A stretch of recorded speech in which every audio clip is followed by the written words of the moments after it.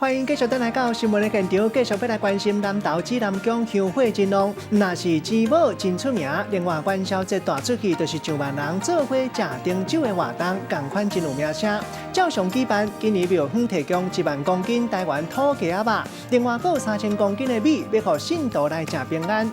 为了要来配合中央防疫的政策，现场出入口拢安排志工来喷酒精消毒，希望大家更加安心，嘛食了更加放心。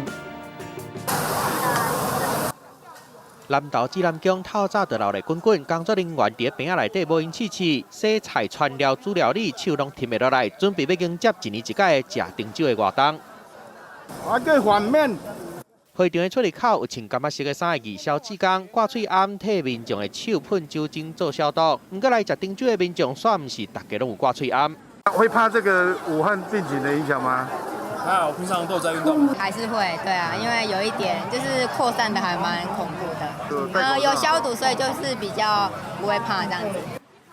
南投指南宫逐年拢会办食丁酒、食平安的活动，今年受到武汉肺炎的影响，真侪人拢烦恼活动会取消。不过庙的评估过了后，认为活动是办伫户外，空气有流通，进前有先做消毒，另外嘛替民众喷酒精，所以决定活动照办。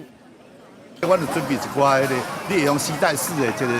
用气苗要大家，哦，你如果爱就对在家人先这哈，你要到管控的地方去吃也可以。我们2道手续，所以大家哦，请我们食客哈，我们的香客哈配合哈，进到我们大门之前哈，一定要经过杀菌消毒的这手续。